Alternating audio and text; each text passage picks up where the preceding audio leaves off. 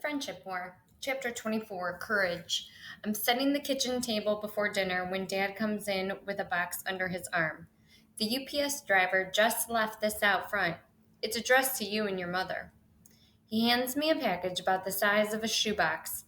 It's from Grandpa, Ben says. He's a wild guess. More buttons? And I know Ben's right. Mom moves the salad bowl off the counter. Put it here. She's more excited than I am, and the knife she uses to slit the tape still has juice on it from cutting tomatoes. Oh, yeah, just like I said, more buttons. Ben is so pleased with himself, I have to resist telling him he's sort of been acting like a jerk today. But I can't resist a different comment. Yes, you're a genius at predicting the contents of packages, a lot better than you are at predicting the effects of adjusting supply and demand, like with that thing that you told me to do. I I never told you to do anything. What did Ben tell you to do?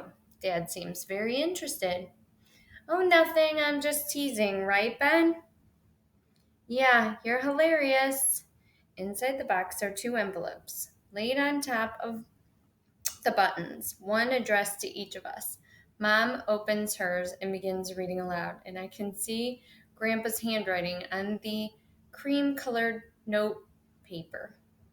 Dear Carolyn, after some gentle prompting from Grace, I've begun sorting through your mother's upstairs sitting room and study.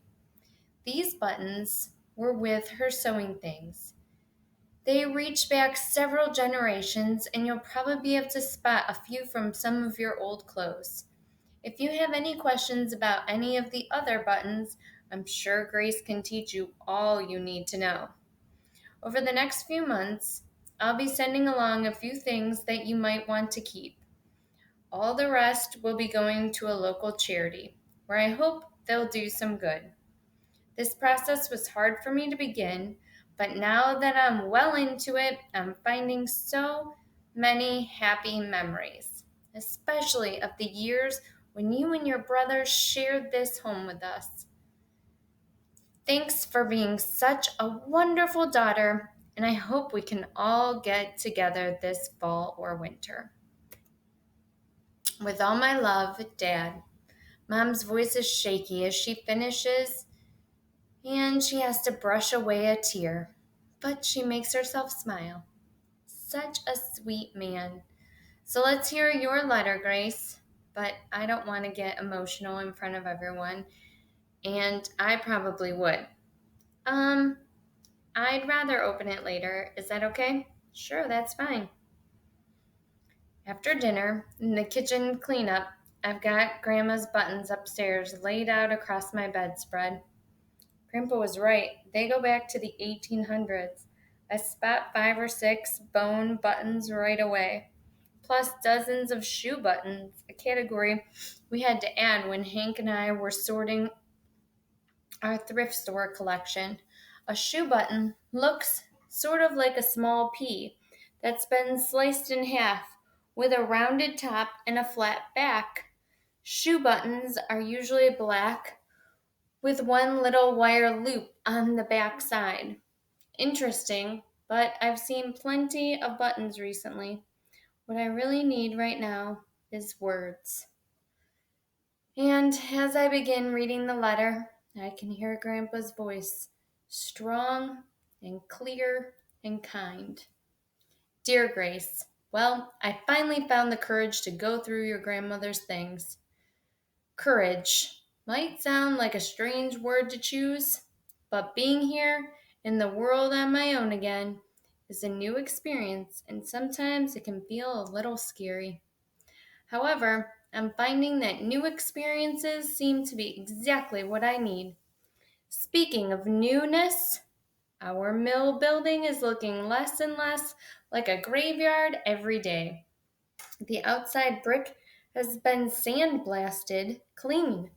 A crew of masons is making sure the walls are sound and weatherproof, and some of the new windows have already been installed. I'll text pictures soon. I hope that sometime you'll tell me a little more about your friend Hank. How's that going?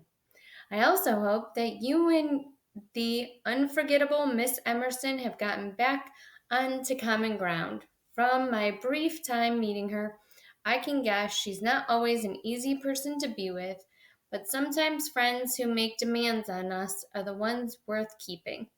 And sometimes they're also the ones who most need a true friend. You'll know what's best. As I'm sure you can understand, a grandmother is not allowed to pick favorite grandchildren. But I know for certain that you have a special place in your grandmother Marjorie's heart, just as you do mine, and that will never change.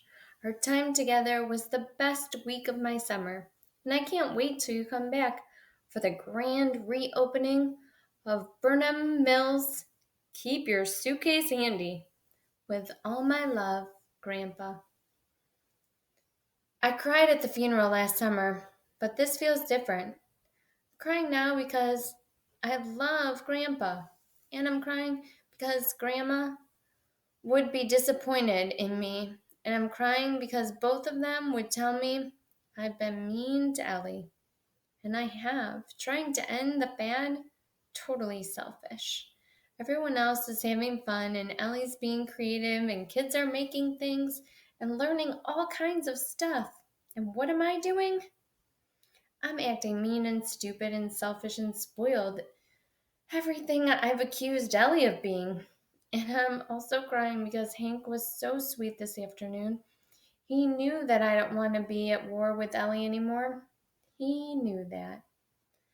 The tears have made some new little splashes on Grandpa's letter, and I finally stop. But I don't stop thinking, because unless I do something, the tears will be a lie, like making a promise and not keeping it. So I put Grandma's buttons back into their box. Then I do my homework, still thinking.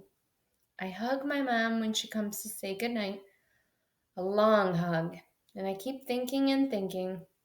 And by the time I begin to fall asleep, I know what I need to do.